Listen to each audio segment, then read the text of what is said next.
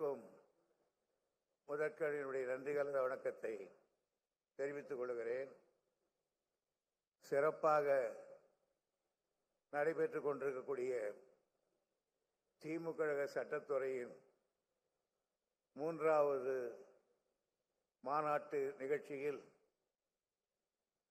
நான் பங்கேற்பதில் மற்றற்ற மகிழ்ச்சி அடைகிறேன். நான் இந்த மாநாடு இவ்வளவு பெரியதாக இருக்கும் என்று நான் நினைக்கவில்லை. ஏதோ கொஞ்சம் பேர் கூடியிருப்பார்கள், அதற்குள்ளே பல கருத்துக்கள் வரும் என்று நான் நினைத்து வந்தேன்.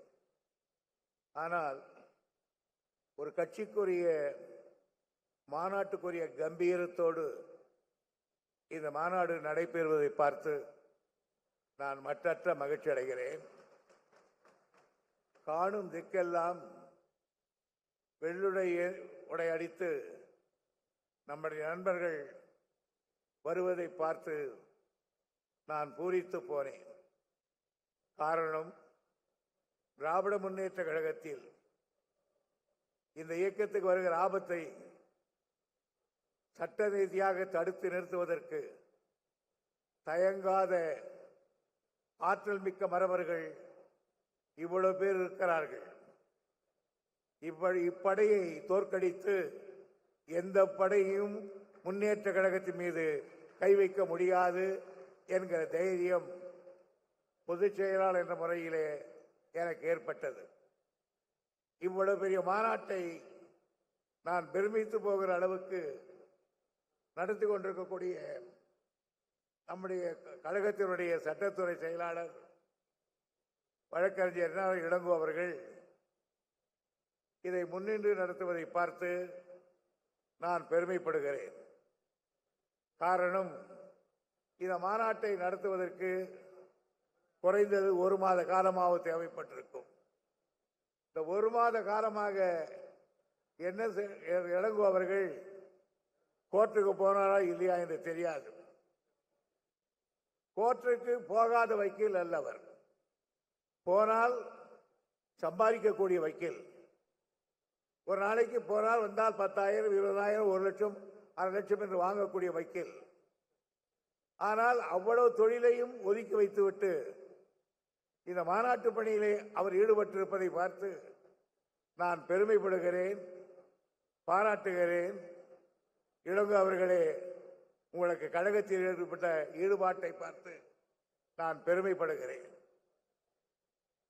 இவ்வளவு பெரிய மாநாட்டுக்கு இளங்கோவுக்கு உறுதுணையாக பல நண்பர்கள் இந்த மாநாட்டிலே நிர்வாக ரீதியாக பலர் இருக்கிறார்கள். நம்முடைய கிரிராஜன், தாமரை செல்வன், இளங்கோ, பாரதி போன்ற நண்பர்கள் எல்லாம், விடுதலை என்ஆர் இளங்கோ, தண்டபாணி, அருள்மொழி, மணிராஜ் போன்றவர்கள் எல்லாம் இவருக்கு உறுதுணையாக இருந்திருக்கிறார்கள். எல்லா மாவட்டத்திலும் இருக்கக்கூடிய சட்டத்துறையினுடைய செயலாளர்கள், அதில் பங்கு பெற்றவர்கள் அனைவரையும் நான் பாராட்ட கடமைப்பட்டிருக்கிறேன். இந்த மாநாட்டில் நம்முடைய அமைச்சர் பெருமக்கள் எல்லாம் கலந்து கொண்டிருக்கிறார்கள். மாலையில் அதிலே பொன்முடி அவர் ஒரு வக்கீல் தான், ஆனால் சண்டே கோர்ட் வாயில் இருந்த, ஆனால் கோர்ட்டுக்கே போகாதவர். அவர் கேஸுக்கு மட்டும் போயிட்டு வருவார். அவர் வக்கீல். நம்முடைய சட்டத்துறை அமைச்சர் அவரும் அப்படித்தான். அவரும் அதிகமாக கோர்ட்டுக்கு போகாதவர். பேசுகிற நான் எப்படி என்று கேட்டால், நான் அதை விட பூஜ்யம். முதலாக நான் வக்கீலாகி பெரிய கோட்டெல்லாம் தச்சு போட்டு பெரிய பல்கிவாலா மாதிரி முதல் நாளே போறேன். என்னுடைய சீனியர் ஜி ராமசாமி அவர்கள் உடனே சொன்னார், யோ வாயா, உங்க கோர்ட்டுக்கு போலாம்னு சொன்னார். எந்த கோர்ட்டுக்கு சார்ன்னு கேட்டேன். கோகுலகிருஷ்ணன் கோர்ட்டுக்குன்னார். உடனே கோகுலகிருஷ்ணன் கோர்ட்டு போய் உட்கார்ந்தோம். நான் அப்படியே பிரமாதமாக உட்காந்துனே என்னை பார்த்தார் அவர். திடீர்னு எங்கள் சீனியர் என்ன சொன்னார், நான் போகிறேன், ரூமில் இருக்கேன், இந்த நம்பரை கூப்பிடுவான் அந்த டவாலி. who is appearing for government side கேட்பாங்க. நீ எழுந்து நில்லு நான் மை செல்ஃப்னு சொல்லுன்னு. அடுத்து ஒரு கேள்வி கேட்பாங்க. You are appearing government side? Yes. What is opinion அப்படி கேட்பாங்க. நோ அப்ஜெக்ஷன் அப்படின்னு சொல்லிட்டு வந்துருந்தேன். சார் தலைக்காலம் தெரியாம அப்ஜெக்ஷன் சொல்றீங்களே, எதாவது மாட்டிக்கிட்டா என்ன சார் பண்றது? என்ன அதெல்லாம் கிடையாது, அப்ஜெக்ஷன் தான், அவ்வளவுதான். சரி நான் கோவில் எடுத்தோடனே எழுது நின்று வாட் இஸ் ஒப்பீனியன்? நான் நோ அப்ஜெக்ஷன் சார். அவர் திருப்பி கேட்டாரு, are you appearing government side? Yes. You are saying no objection? Yes. why are you saying like that? My senior told me like that, sir.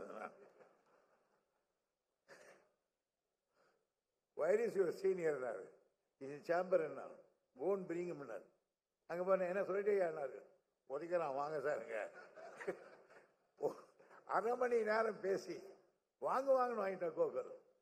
உடனே போகும்போது அந்த வாலி கிட்ட கூட்டு துறைமுனை ராத்திரி வீட்டுக்கு வர சொல்லுன்னாரு. நான் வீட்டுக்கு போனேன்.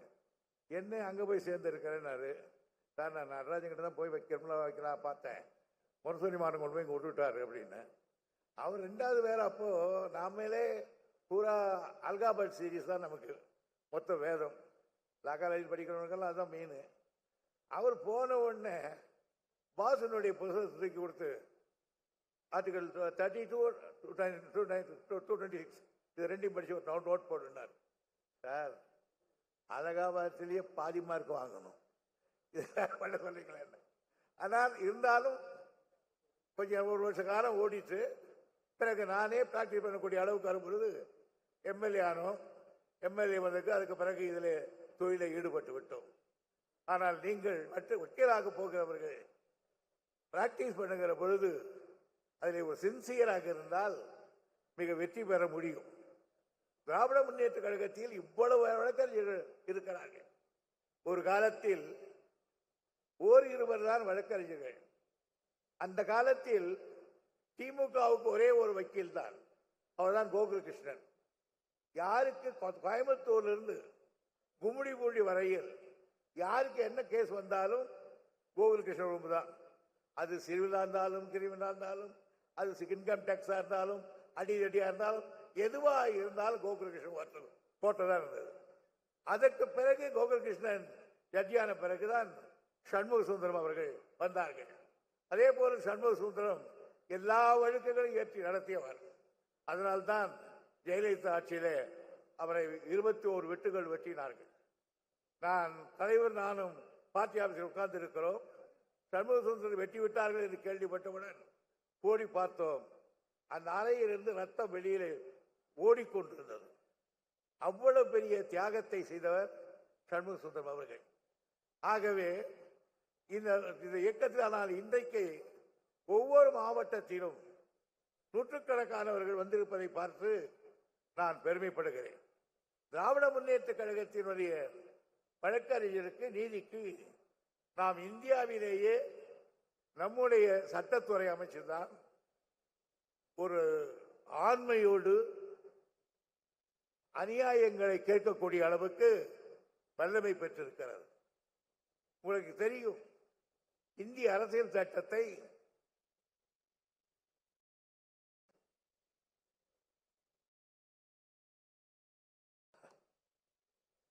மோடியினுடைய அரசு படாத பாடுபடுத்துகிறது. இன்றைக்கு அதனுடைய செக்குலரிசத்தை கூட ஒரு பிரதமர் உச்சரிக்க மாட்டேன், ஜனாதிபதி உச்சரிக்க மாட்டேன் என்று சொன்னால் இந்த நாடு எங்கே போய் கொண்டிருக்கிறது என்ற அர்த்தம். ஆனால் நமக்கு இந்திய ஒன்றிய மத்திய அரசு நம்பிக்கை உண்டால் உண்டு, அது பலமாக இருக்க வேண்டும் என்றால் உண்டு. ஆனால் பலமாக இருக்க வேண்டும் என்பதற்காக எல்லா அதிகாரங்களை குவித்துக் கொண்டிருப்பதை நாம் கண்டிக்கிறோம். அண்ணா அழகா சொன்னார், மத்திய சர்க்காரிடத்திலே ராணுவம் இருப்பதை நான் ஏற்றுக்கொள்கிறேன். ஆனால்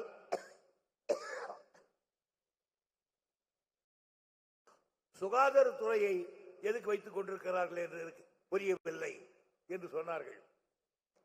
ஆகையினால் நமக்கு அதைத்தான் அவர்கள் அண்ணா அவர்கள் சொன்னார்கள். நம்முடைய நோக்கம் 1967 திமுக கழகம் வெளியிட்ட தேர்தல் அறிக்கையில் அண்ணா அவர்கள் சொன்னார்கள், ஒருமைப்பாடு என்பதை வலியுறுத்தி நடைமுறைக்கு கொண்டு வரும்போது அது ஒரு பகுதியினர் பிற பகுதியினர் மீது ஆதிக்கம் செலுத்துவதாக ஆகிவிடாமல் பலர் பரவலாக ஆக்கும் பொறுப்பை திமுக கழகத்து மேற்கொண்டுள்ள உறுதி கொண்டுள்ளது. மாநில உரிமைகள் நசுக்கப்படாமல் பாதுகாத்திடவும் பொருளாதாரம் சீராக எல்லா மாநிலங்களுக்கும் அடைவதற்காக ஒரு திட்டத்தை மேற்கொள்ளவும் திராவிட முன்னேற்ற கழகம் பொறுப்புடன் பணியாற்றும். இதுதான் நமக்கு மத்திய அரசாங்கத்தோடு சட்டத்திலே இருக்கிறது. அதே போன்றுதான் 71 தேர்தல் அறிக்கையிலே கலைஞர் அவர்கள் மாநில உரிமைகளை பாதுகாப்புடன் முடிவுக்கு இருக்க குறிப்பிடத்தக்க எஞ்சிய அதிகாரங்கள் மத்திய சர்க்காரிடம் ஒப்படைக்கப்பட்டுள்ள முறை மாற்றி அவை மாநிலங்களுக்கு தரப்படும் என்பதாகவும் கழகம் பாடுபடும் என்று தெரிவித்திருக்கிறார்கள். ஆகவே மத்திய அரசாங்கத்தோடு இந்த சட்டத்தை இன்றை காப்பாற்ற வேண்டிய பொறுப்பு உங்கள் வழக்கறிஞர்களுக்கு இருக்கிறது. இந்த அரசியல் சட்டம் உருவாக்கப்பட்ட போதே அதை ஒரு இடத்தில் இருந்த ஒரு இருட்டடைப்பை செண்பகம் துரைராஜ் கேஸ் மூலம் நிவர்த்தி செய்ததும் கழகம்தான். பிறகு ஒவ்வொரு முறையும் ஜனநாயக அமைப்பு முறை அரசியல் சட்டத்திலே மாற்றப்படுகிற பொழுது எதிர்த்து நின்றதும் கழகம்தான். மிசா காலத்தில் அரசியல் சட்டத்தினுடைய அதிகாரங்கள் முடக்கப்பட்டு சொல்லொண்ணாத ஒரு சர்வாதிகார ஆட்சியை கொண்டு வர முற்பட்டார்கள். அன்றைக்கு நம்முடைய ஆட்சியை கலைத்தார்கள். கலைப்பதற்கு முன்னால் இந்திரா காந்தி அவர்கள் எனக்கு ஒரு காலத்தில் சிண்டிகேட் இண்டிகேட் பிரிந்த காலத்தில் என்னை ஆதரித்தவர் கலைஞர். ஆகையினாலே அவர் இப்பொழுது எதிர்த்து கொண்டிருக்கிறார். எங்கள் ஆட்சியை பற்றி தீர்மானம் நிறைவேற்றி இருக்கிறார். இருந்தாலும் பரவாயில்லை, ரகுராமையாவை அனுப்பி நீங்கள் போய் கலைஞரை பாருங்கள், இது போட்ட தீர்மானம் போட்டதாகவே கூட இருக்கட்டும், இனிமேல் ஒன்றும் பேச வேண்டாம், நான் 5 ஆண்டு முடிகிறது, இன்னும் 1 வருடம் சட்டசபையை நீடித்து தருகிறேன் என்று சொன்னார்கள். அப்பொழுது கலைஞர் அவர்கள், நாங்கள் பதவிக்காக இருப்பவர்கள் அல்ல, லட்சியத்துக்காக இருக்கிறவர் என்று அதை எதிர்ப்பு தெரிவித்தார்கள். அது ஒரு முறை. சமீபத்தில் இன்னொன்று பார்த்திருப்பீர்கள், இந்த 12% ஒரு எடுத்துக்கொண்டு அதை மத்திய சர்க்கார் MBBS BDSல அவர்கள் ஆயிரக்கணக்கானோடு கொடுத்தார்கள். இதை கண்டித்தார் நம்முடைய தளபதி ஸ்டாலின் அவர்கள். வில்சனை ஆடி கூப்பிட்டு இந்த வழக்கை நடத்துங்கள் என்று சொன்னார்கள். பிறகு இன்றைக்கு அதை மற்ற வழக்கில் வெற்றி பெற்றவுடன் மேல் ஜாதிக்காரர்கள் அது குறித்து கோர்ட்டுக்கு போனார்கள். அதிலும் வெற்றி கண்டோம். கடைசியில் இன்றைக்கு MBBS BDSல OBC மாணவர்கள் கிட்டத்தட்ட 5000 பேர்கள் ஆண்டொன்றுக்கு படிக்கிற வாய்ப்பை அகில இந்தியா முழுவதும் ஏற்படுத்தி கொடுத்திருப்பது கழகம்தான். ஆக இப்படிப்பட்ட நற்காரியங்களை புரியக்கூடியதும் கழகம்தான். எனவே இந்த கழகம், நீங்கள் ஒரு அறிவு ஜீவிகளுடைய பட்டாளம். நீங்கள் நினைத்தால் எதையும் சாதிக்க முடியும். அந்த வழக்கறிஞர்கள் மத்தியில் இவ்வளவு பெரிய மாநாட்டில் தொகுப்புரையை நான் ஆற்றியதில்